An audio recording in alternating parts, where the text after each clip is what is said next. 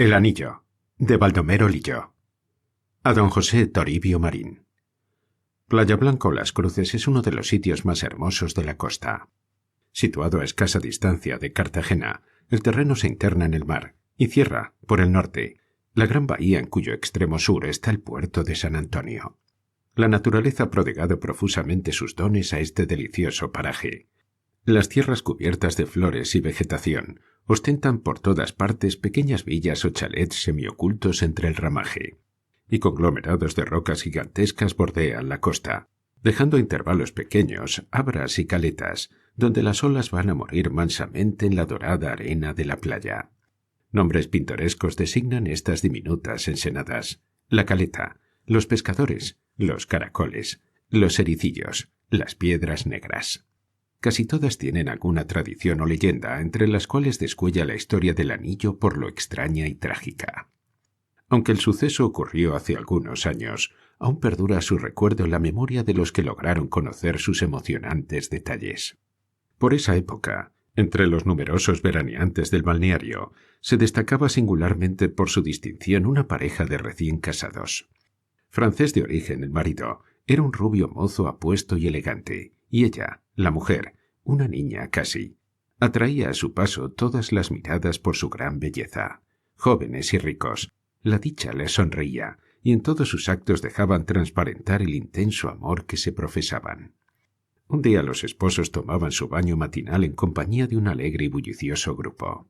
El mar, como de costumbre, mostraba una serenidad absoluta, y sólo pequeñas ondulaciones interrumpían su tersa y azulada superficie. En tanto la joven permanecía cerca de la orilla, su esposo, que era un intrépido nadador, se internaba mar adentro acompañado de algunos bañistas tan temerarios como él. Muy pronto, el joven francés distanció a sus compañeros, acercándose en línea recta al extremo de la plataforma que limitaba la ensenada de los Caracoles por el lado sur. Cuando ya estaba muy cerca de la rocosa punta, se le vio de improviso desaparecer. En un principio se creyó que había zambullido voluntariamente, pero, como la inmersión se prolongara demasiado, los que estaban más cerca, saltando por encima de las piedras, corrieron a prestarle auxilio. Mas, al llegar al extremo del arrecife, solo distinguieron la tranquila y desierta superficie del mar ondulando suavemente a impulso de la brisa de la mañana. En la playa, poco antes tan alegre, las voces y risas que poblaban el aire se trocaron en llantos y clamorosos gritos de socorro. Mientras sus compañeras sujetaban a la joven esposa que quería arrojarse al agua, loca de dolor y desesperación, un bote de pescadores se aproximó al sitio del accidente, y con largos bicheros comenzaron sus tripulantes a explorar las masas de algas que flotaban entre dos aguas. La noticia de la desgracia se esparció rápidamente por el balneario. Todo el mundo acudió a la playa y siguió, con la vista ansiosa, las pesquisas que se hacían para encontrar el cadáver. La búsqueda se prolongó el día entero, y llegó la noche sin que se hallase el más leve vestigio del desaparecido. Al día siguiente, la joven a quien el dolor casi hizo perder la razón, recobrada un tanto del terrible golpe, ofreció una gran suma de dinero a quienquiera que encontrase los restos del amado esposo. Aguijoneados por el interés, los pescadores dejaron de perseguir a los peces para dedicarse a esa otra pesca, que una vez alcanzada, les reportaría una ganancia fabulosa. La costa, en un espacio de muchas leguas, fue registrada con la mayor escrupulosidad sin que se descubriesen los fúnebres despojos. Pasaron los días, las semanas y los meses, y el cuantioso premio no fue cobrado. Además de esta recompensa, se decía que el que encontrase el cadáver tendría también derecho a un anillo con una piedra de gran valor que el muerto llevaba en el dedo anular de la mano derecha al día del accidente.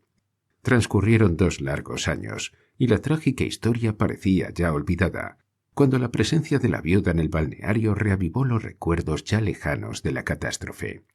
Para muchos su llegada fue una sorpresa, pues se creía como cosa cierta que la joven, inconsolable por la muerte de su esposo, había renunciado al mundo para ingresar en un convento.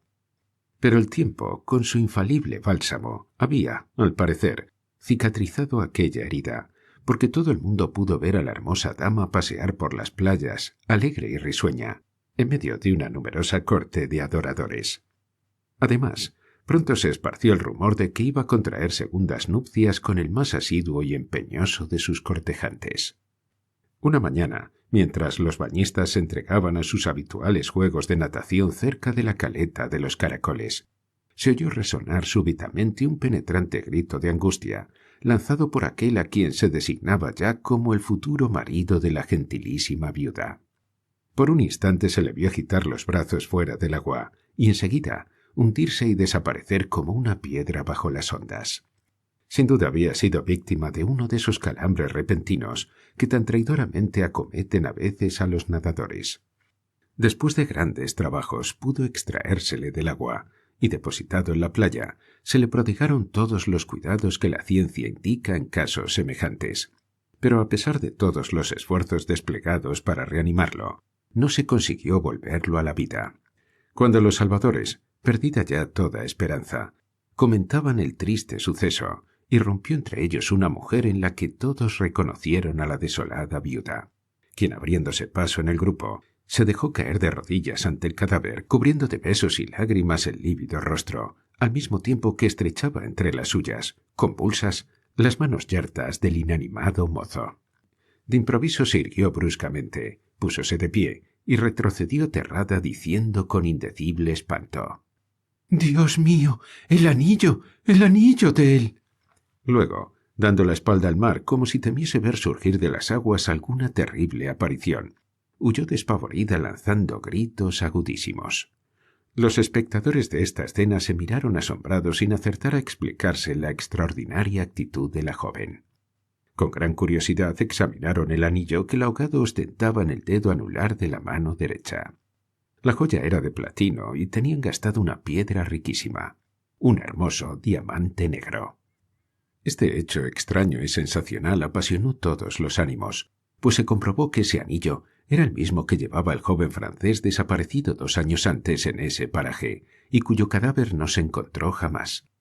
Y el caso se hacía más inexplicable cuando los parientes y amigos del desgraciado mozo, que acababa de hallar la muerte de manera tan inesperada, aseguraban no haber visto nunca en su poder aquella singularísima joya. Los adeptos de lo sobrenatural encontraron aquí un vasto campo para sus especulaciones, bordándose alrededor del extraño acontecimiento los más fantásticos comentarios.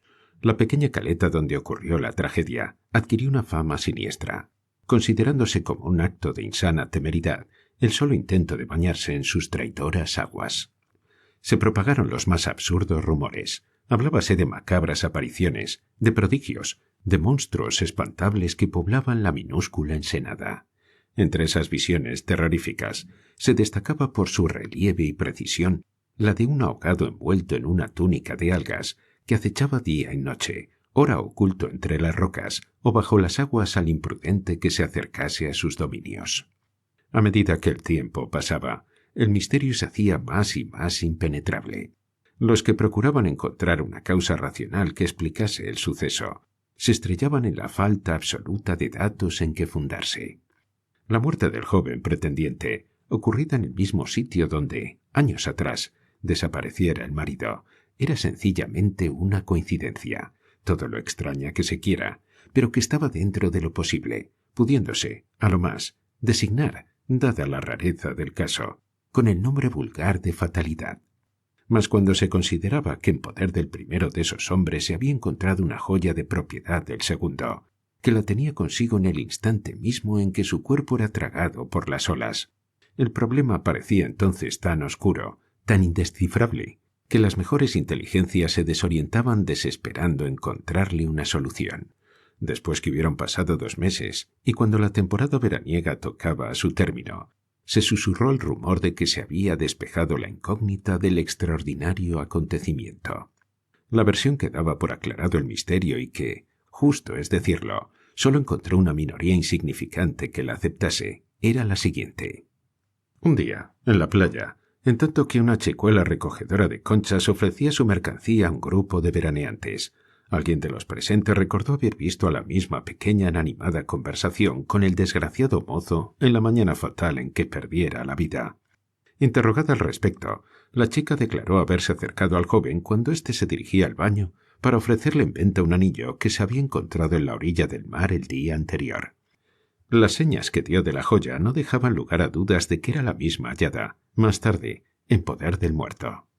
Ampliando sus explicaciones, la declarante condujo a sus oyentes al sitio donde hiciera el hallazgo. Este lugar era la diminuta caleta de los caracoles, llamada así por la gran cantidad de conchas de estos moluscos que el mar arroja a la playa. El mayor número y los más hermosos ejemplares se recogen junto a una enorme roca perforada en su base. Por esta abertura desemboca el agua, arrastrando a su paso las conchas desprendidas de algún oculto depósito bajo la piedra. Y ahí encontró la pequeña el anillo, al tratar de coger un puñado de cilíndricos caracoles que una ola acababa de lanzar a la orilla. Aceptando como verídica esta versión, lo que quedaba por resolver de aquel problema era ya muy sencillo. 2 años antes, el dueño de la joya, nadando cerca de esas rocas, presa tal vez de un ataque repentino al corazón o al cerebro, se había hundido en las aguas sin que se le volviese a ver más.